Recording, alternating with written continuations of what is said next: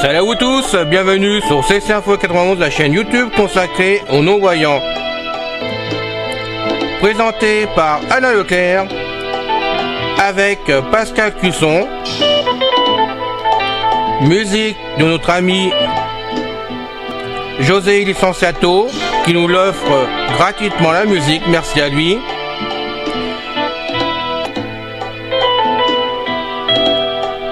Soyez tous et bienvenus sur la chaîne. Notre liste de diffusion pour vous tenir au courant de ce qui se passe sur la chaîne. Vous pouvez y aller sur ceci-info91 plus subscribe@googlegroup.com. Mes très chers amis, bien le bonjour. C'est encore une fois Pascal Cusson parmi vous pour la chaîne Ceci Info 91, chaîne destinée aux mâles et aux non-voyants, fondée par notre ami Alain Leclerc, chaîne destinée à vous informer sur une foule de sujets variés. Encore une fois, Alain et moi, nous demandons votre aide afin que, si cela ne vous dérange pas trop, cela prendra que quelques minutes de votre temps, peut-être une ou deux fois par semaine. Nous aimerions que vous publiez le lien de la page principale de la chaîne Ceci Info 91 YouTube sur vos murs de réseaux sociaux et ainsi aussi dans vos emails, d'en parler à vos amis. C'est tout ce que nous vous demandons. Merci d'avance.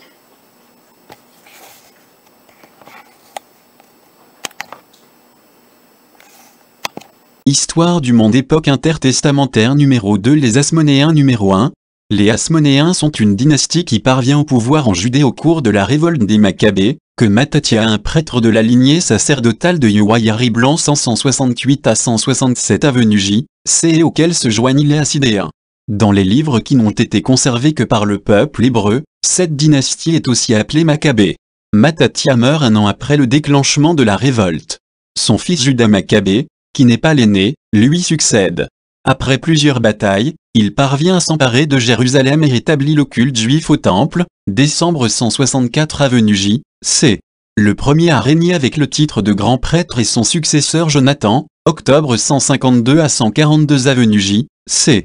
Ses successeurs sont Simon, 142 à 134 avenue J, C, frère de Jonathan, Jean-Hircan Ier, 134 à 104, deuxième fils de Simon, Aristobule Ier, 104 à 103, fils de Jean-Hircan Ier, prend le titre de roi, Alexandre Janet, Alexandre Jonathan, ou Yanaï, 103 à 76, frère d'Aristobule Ier, Salomé Alexandra, 76 à 67, épouse d'Aristobule Ier puis d'Alexandre Janet, Hircan II et Aristobule II, fils d'Alexandre Janet, se disputent le pouvoir royal et la fonction de grand prêtre, Antigone de Mattathia, 40-37, dernier fils d'Aristobule II, roi et grand prêtre hasmonéen. Étymologie. Selon Flavius Joseph, Mattathia, l'instigateur de la révolte des Maccabées, est descendant d'un certain Hasmonée, Hashmonaï en hébreu, d'où le nom que prend la dynastie. Cet ancêtre n'est pas nommé dans les livres des Maccabées. Début de la dynastie. Dernier survivant des 5 fils de Mattathia, Simon obtient en fin de Démétrio Nicator l'évacuation des dernières troupes séleucides de Jérusalem en 142, ce qui ne signifie pas la reconnaissance de l'indépendance juive qu'aucun séleucide, jamais, ne reconnut formellement. C'est avec Simon que commence la dynastie hasmonéenne, bien qu'on puisse aussi bien considérer Jonathan comme fondateur de l'État hasmonéen. En 140, Simon, lors d'une assemblée générale à Jérusalem, et à la suite d'un décret voté par cette grande Knesset, est proclamé grand prêtre, stratège et ethnarque à titre héréditaire. Simon est assassiné par son gendre Ptolémée, peut-être manipulé par les Séleucides en 135 qui n'acceptent pas l'indépendance de Phédé hasmonéen, mais le fils de Simon, Jean-Hircan Ier qui bénéficie du soutien de l'armée parvient à prendre la succession de son père et règne de 135 à 104. Dès 137, Antioche Ovie avait fait savoir qu'il n'était pas question que la Judée ne paie pas le tribut, mais ce n'est qu'en 131 qu'il parvient à s'emparer de Jérusalem. Jean-Hircan est obligé de se soumettre et même de participer à l'expédition royale en Iran. Mais la mort inopinée du roi en 129 permet à Jean Hircan de reconquérir sa capitale et de restaurer l'indépendance juive de fait. Jean Hircan avait tout de même été obligé de reconnaître son statut de vassal du monarque séleucide en s'acquittant d'un tribut et en livrant des otages. Rien n'interdisait qu'une semblable situation ne se reproduise si les Séleucides parvenaient à sortir de leur interminable querelle dynastique. Libéré de ses engagements, Jean Hircan repart en campagne pour agrandir son État. Il s'empare ainsi d'une partie de la Transjordanie en 128, de l'Idumée en 125 et de la Samarie, où il détruit vers 108 le temple des Samaritains.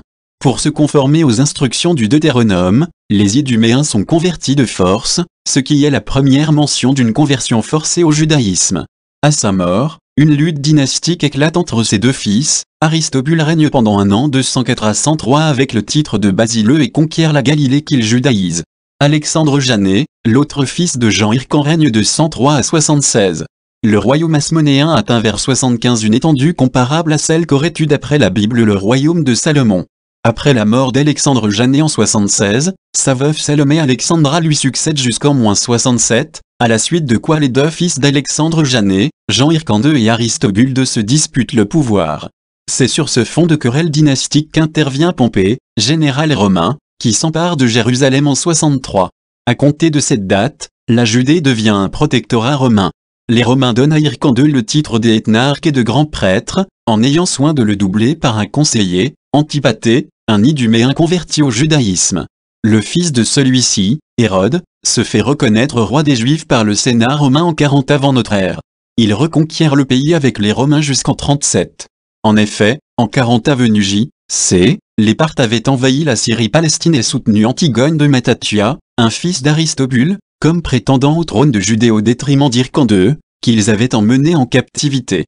Hérode règne sur la Judée après l'exécution d'Antigone II, dernier des Hasmonéens, en -37. Il meurt en -4, après avoir agrandi le temple de Jérusalem. L'actuel mur des Lamentations est le dernier vestige du temple. Ce fils de converti iduméen est le dernier roi de Judée.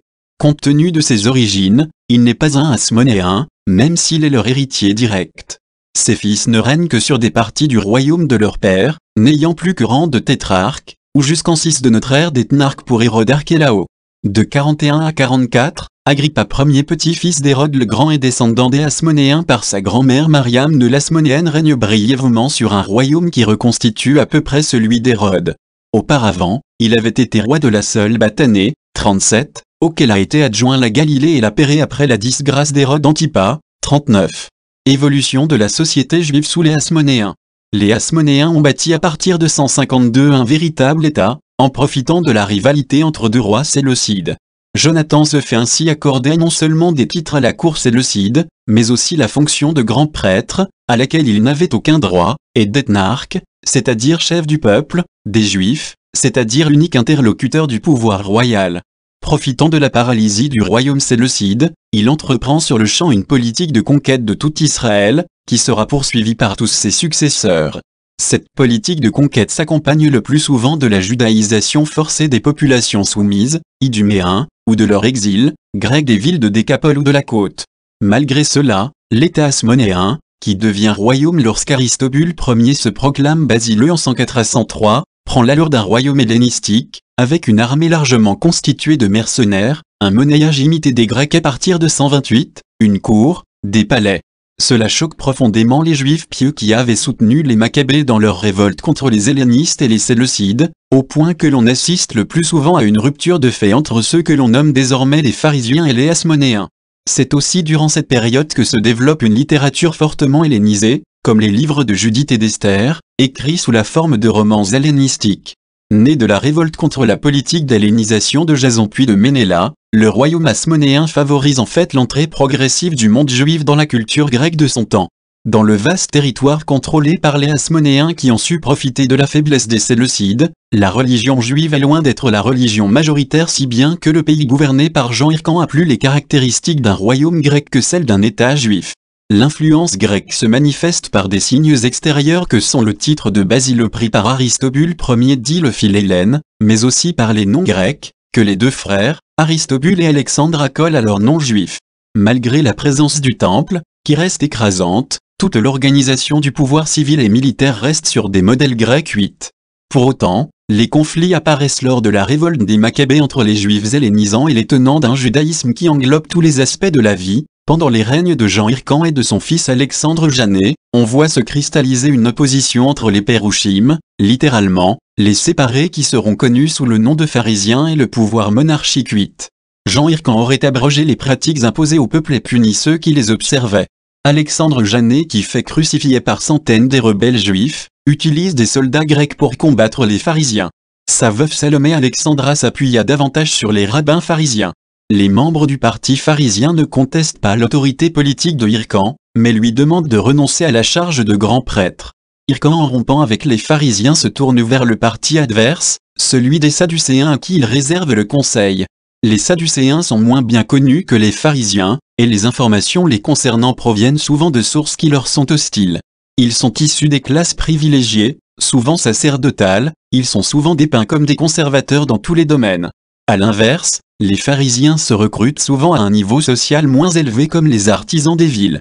Ils expriment à la fois les revendications politiques et les aspirations religieuses de ces milieux. En opposition avec les Sadducéens, ils contestent l'exclusivité du clergé à interpréter la loi et préfèrent souvent suivre des sages ou des rabbins qui donnent aux préceptes divins un sens plus humanitaire et moins formaliste. Ils fréquentent beaucoup les synagogues, transformant ainsi le peuple en communauté fervente. La loi orale des pharisiens actualise la loi écrite, seule admise par les Sadducéens. Alliés de la première heure des Maccabées ou Hasmonéens, les Hassidéens. Les Hassidéens, de l'hébreu Hassidim, intègres ou pieux, ou Hassidéens, du grec ancien Hassidewa, était un groupe de juifs pieux qui commença à jouer un rôle important dans la vie politique au cours de la révolte des Maccabées, bien qu'il ait existé avant. Les livres des Maccabées les mentionnent 3 fois. Dans les livres des Maccabées. Dans le premier livre des Maccabées 2h41, il est rapporté qu'au début des hostilités, des Maccabées surpris par les légions séleucides dans le désert un jour de Shabbat, préférèrent se faire tuer plutôt que d'enfreindre le jour de repos. Pour éviter la répétition d'une telle défaite, Mattathia décida de se battre à l'avenir le jour du Shabbat en cas de besoin. Là-dessus, une compagnie de Hassidim les rejoint, hommes puissants d'Israël, volontairement dévoués à la loi. Dans le second passage, il est dit qu'Alcim parvint à persuader Démétrio, le roi de Syrie nouvellement élu, de le nommer grand prêtre en lieu et place de Judas Maccabée. Il est alors dit, versets 12 à 14, alors s'assemblèrent là devant Alcim et Bakshidé une compagnie de scribes, afin de demander justice. Et les Hassidéens étaient les premiers parmi les enfants d'Israël qui cherchaient la paix pour eux, car, disait-il, un prêtre de la lignée d'Aaron est venu avec cette armée et ne nous fera pas de mal. Il se trompait, cependant, car Alcim causa la mort de 60 d'entre eux. Cependant, dans le passage parallèle, second livre des Maccabées 14, Alcim décrit la situation politique des Juifs à Démétrio en ces termes, ceux des Juifs appelés Hassidéens, dont le capitaine est Judas Maccabée, nourrissent la guerre, et sont séditieux, et ne laisseront pas le monde en paix, second livre des Maccabées 14, 6. Dans les sources juives traditionnelles, le nom Hassidim apparaît fréquemment dans les psaumes, avec le sens de pieux, saint, 30, 5, a. V4, 31, 24, 23, 37, 28. Dans les sources talmudiques, les Hassidim apparaissent comme martyrs de leur foi, 110 b, évoquant l'épisode de Imac 2h41, comme des personnes généreuses à l'excès, longues à la colère et rapides au pardon, Pirkei 5, 4 et 5h13, comme les saints d'autrefois, Hassidim Arishonim, ou comme ceux qui se recueillent 1 heure avant la prière, Ber V1. Ils jouissent de marques de respect particulières lors de la fête des cabanes, et plus encore au jour de la libation d'eau, Souka V4. Ce parti, qui disparut avec Yehoshua Kanuta, comptait probablement parmi ses membres Yosben Yosé, Sota X15, Agiga 27, Oni Améagel et Aninabin de Sa, TB Berako 34b, 2. L'une des 18 bénédictions quotidiennes demande de faire reposer la grâce sur eux immédiatement après les tzadikim, al-tzadikim et al-hassidim. Dans les époques ultérieures, les hassidim apparaissent comme un idéal du judaïsme, de sorte que Hassi est devenu un titre de respect, Nombre Rabbah 14, 227a, Yaakov Hassi, Con. Temura 15b, Ta'ani 8a. Le parti de la rébellion. Une opinion généralement admise s'est développée à partir de ces sources, que les Hassidéens étaient des ascètes fortement religieux, appliquant la loi de façon stricte, aimant le calme. La secte qu'ils auraient fondée possédait un pouvoir et une autorité considérables parmi le peuple, et aurait été entraînée dans la rébellion contre Antioche IV, qui aboutit aux guerres hasmonéennes. Les Hassidéens seraient donc devenus la force d'impulsion maîtresse dans la lutte juive pour l'indépendance, 2 Maccabées 6. Cependant, Julius Wolosen a voulu prouver que le rôle des Hassidéens fut tout au contraire insignifiant dans cette guerre. Il formait selon lui une association indépendante des docteurs de la loi, s'attachant aux Maccabées après leur premier succès militaire mais saisissant la première opportunité pour faire la paix avec Elsim et délaisser leurs anciens alliés. Wolosen voit dans le passage de Mac, présentant les Hassidéens comme pièce maîtresse de la guerre, une violente protestation contre leur véritable statut, celui qu'on trouverait dans Imac. Des chercheurs modernes comme Schure, Koch, et d'autres ainsi que des auteurs plus anciens comme Heinrich et Wall ont abondé dans ce sens, mais quand bien même la justesse de leur vue était admise, l'origine des Hassidéens demeurerait tout aussi obscure. Gratz s'est aimé l'hypothèse qu'ils se seraient développés à partir des Nazaréens. Toujours d'après Gratz, ils auraient disparu dans l'ombre après les victoires des Maccabées, voulant s'éloigner d'un Juda Maccabée dont ils étaient insatisfaits. Ils seraient réapparus sous la forme des Esséniens, cette théorie, fondée sur la similarité sémantique et phonétique entre ou, h, et ce noaou, h, et saïwa, transcription grecque du syriaque pour ou, pieux, et assidim, pieux, à ses défenseurs, Idi, Jechdévolk Israël, Luciu, dit Thorapeutan, comme ses opposants, Lévi Hirsfeld, Jechdévolk Israël. D'autres pensent que les pharisiens constituent un développement des Hassidim.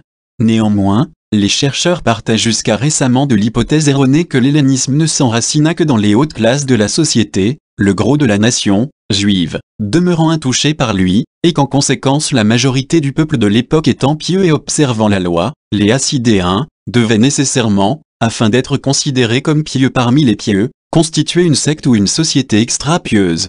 Les sources mentionnées ne justifient pas une telle conception. Au contraire, la Synagogue Hassidéon, assemblée d'Hassidéens, des livres des Maccabées, sur lesquels on place tant d'emphase, correspond, ainsi qu'on le sait depuis longtemps, au Kahal Hassidim, des psaumes, qui ne signifient ni secte ni société, mais congrégation, sans notion de parti politique. La piété attribuée aux Hassidim dans les sources talmudiques n'apparaît nulle part anormale ni suggestive d'une secte. La supposition qu'ils aient été une secte étroitement associée aux scribes, et liée à eux, ne repose que sur le fait que Sophrim et Hassidim sont mentionnés ensemble dans Imagvi 12, 13, l'authenticité du verset 13 a par ailleurs été remise en question par Itzi. Or, les recherches de Moritz Friedlander, particulièrement der Antichrist, Göttingen, 1901, ont montré l'affaiblissement de l'orthodoxie juive tant en terre d'Israël qu'en diaspora, même au siècle. Dans ce contexte d'abandon des traditions, les Hassidéens apparaissent plus simplement comme les pieux demeurés fidèles aux coutumes de leur père. Cependant, ils devaient être en constante régression, ce qui s'accorderait avec la prière, etnou, YHWH, car le Hassi s'en va, les fidèles disparaissent parmi les fils de l'homme. Dans le cadre de cette hypothèse, les Juifs attachés aux valeurs traditionnelles étaient animés d'une haine profonde envers l'esprit étranger, grec, et envers leurs frères juifs qui s'en emplissaient. Au cours des guerres maccabéennes, ils auraient affronté l'un et l'autre, et n'auraient eu que peu de rapport avec des ermites ou ascètes aimant la paix. Leurs sentiments et comportements auraient probablement été ceux que décrit le psaume Xlix 13, chanter un cantique nouveau à YHWH. Chanter ses louanges dans l'assemblée des Hassidim. Que les Hassidim triomphent dans la gloire, qu'ils poussent des cris de joie sur leurs couches. Que les louanges de Dieu soient dans leur bouche, et le glaive à 2 tranchants dans leurs mains, pour exercer la vengeance sur les nations, pour châtier les peuples, pour lier leurs rois avec des chaînes et leurs grands avec des cèdres de fer, pour exécuter contre eux le jugement qui est écrit. Ceci serait alors en concordance avec le passage de Mac, qui fait des Hassidéens sous Juda Maccabée des agitateurs perpétuels, qui nourrissent la guerre, et sont séditieux, et ne laisseront pas le monde en paix. Fin du podcast, bye bye, ciao. C'est fini les amis. Merci d'être passé sur la chaîne. Je vous dis à bientôt avec Pascal. Pensez à vous abonner, c'est important pour nous. Pensez à venir sur notre forum, c'est aussi important pour nous. Bye bye les filles. Salut les gars. À bientôt.